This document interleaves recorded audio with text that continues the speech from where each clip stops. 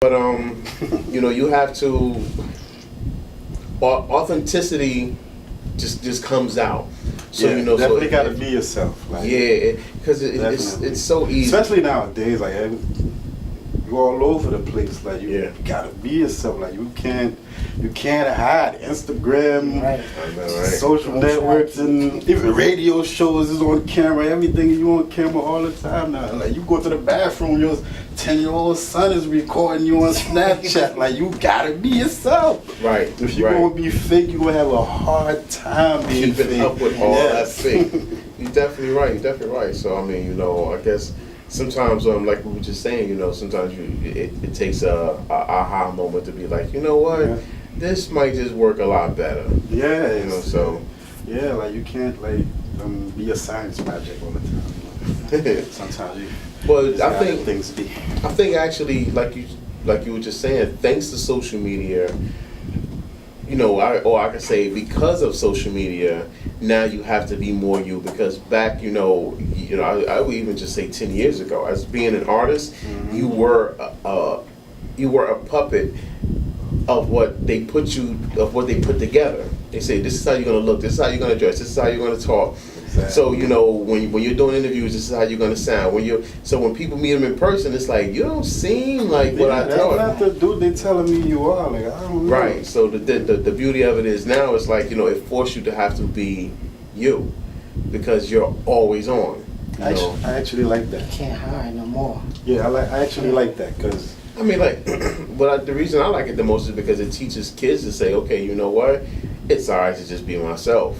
I was talking with an artist recently, and they want to make music, but they like, listen, I don't have a gun, and if someone's arguing with me, I'll probably run. But if I say a rhyme like that, like, why can't it be accepted? Like, how come it's not dope? That was just his whole thing. He's like, I'm not a tough guy, he's like, but I don't know how to make music like that, because all the music always seemed like. But the thing is though, like it's the media though, like there's actually a market for all that stuff. Like it's just the media trying to take like this one thing and try to put it in your face, like, and you actually put it in your head thinking like, oh, that's what's dope, that's what's lit right now, when it's actually a market for every damn thing, right? Especially right now, like you can go on your phone and that's the type of genre I want to listen to, and it pops up on Google and all that stuff and give it to you. So like, exactly, you got the freedom to do whatever you want. So I think that the beauty of it is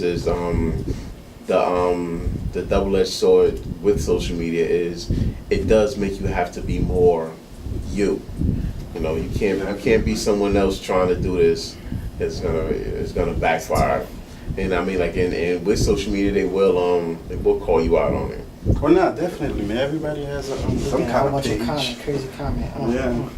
Everybody commenting under your pic, like you're not reading it, like I don't care. What's that lady? That dark-skinned lady. Oh yeah, the one that played in Ghostbusters. Yes. And That's crazy. Dirty.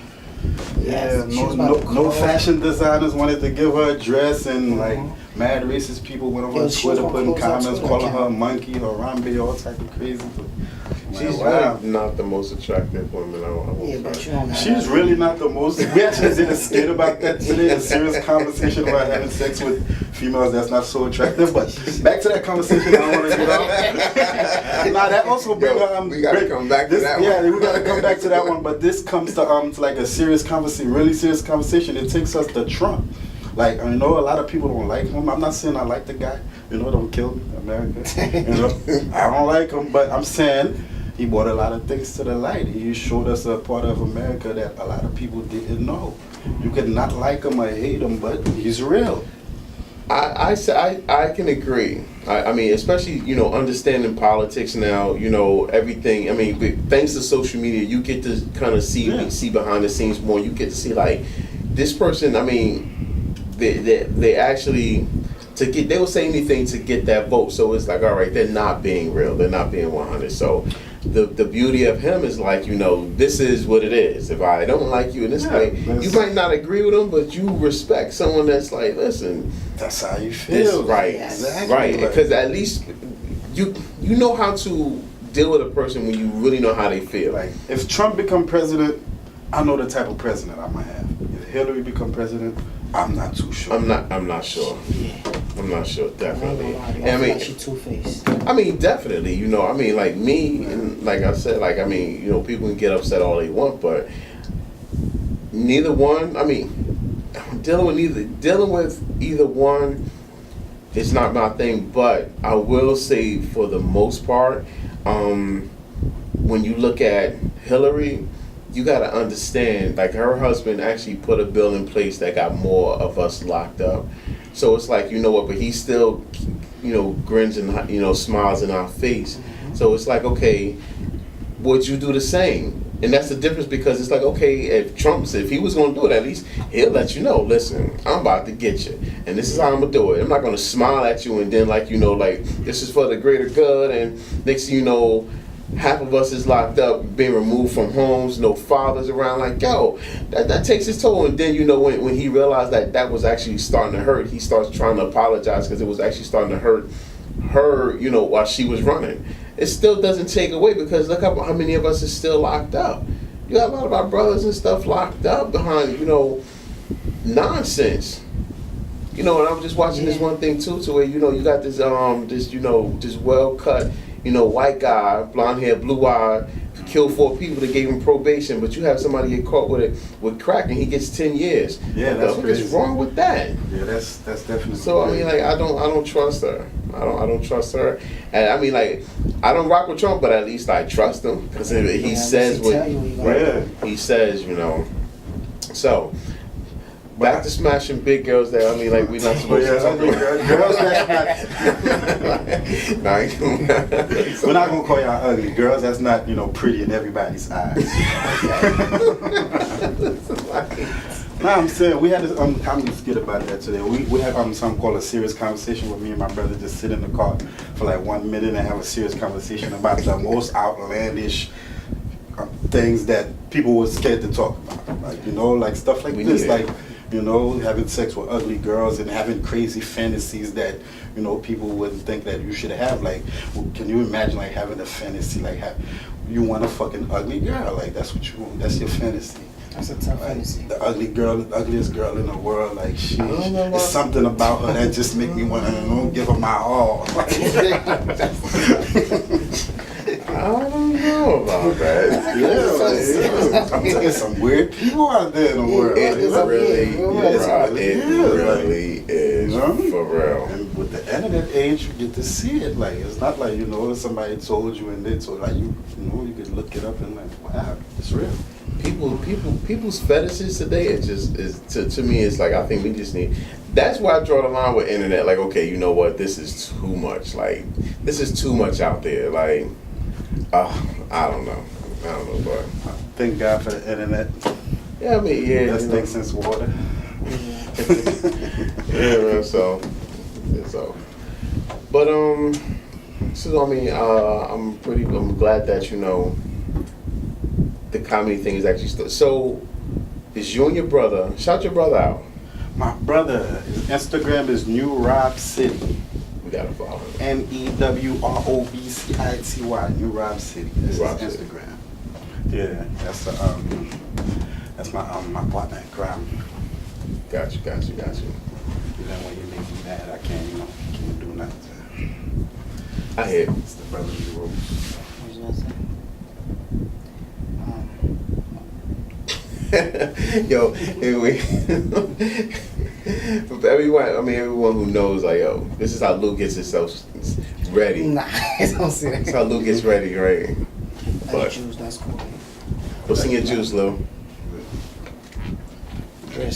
Brisk. Cut the check. Cut the check. No? Real talk. Cut the check. I just give you a free advertisement. Cut the check. Yeah, so Promo. I don't know. So you said basically you're narrowing down records for this next project. Actually, I have a bunch of records. Like, I have records that's like, I got over 200 some records that has never been released. Wow. Like, literally, like records that's done. Like, the video that I just dropped, that record is actually like, what, 3-4 years old? Mm. Okay. Yeah, but it's basically new to everybody. I mean, of course, you know, if we haven't heard it, it's new to us. Yeah, I got I'm actually trying to put some new things together because I got a couple people that I want to work with, like Enfacetti that you had here the other day. Okay. Yeah, I'm supposed to be doing a feature with him and a few other people I can't say because you know it's still a little back and Right, forth. until you get a confirmation, yeah, until I definitely. get a confirmation. So. What was that one record he had before that was real big? That's when I first heard of you. I had a record called What's that? BBW. No, not that I one. heard Not that that one. Right It was here? Before that. That's our producer. He likes BBWs. Yeah. Shout out Son Yale. I think it was that. Because we had 2 big records. I did let him listen to it. No, it had to be the first. This had to be like 2012. This was, I think, before we even opened the studio. Around that time.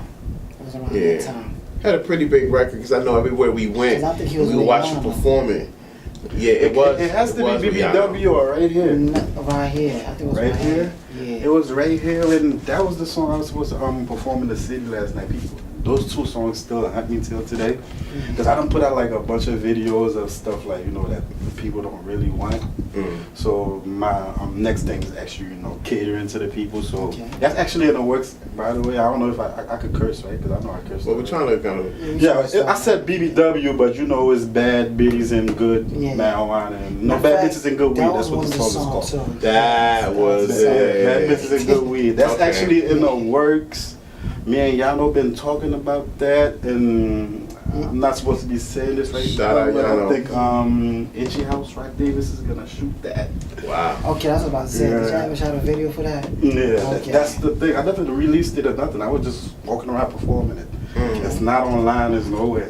Wow. Yeah. Well, I mean, like, A lot of people know it too. a lot of That's right. the thing. Like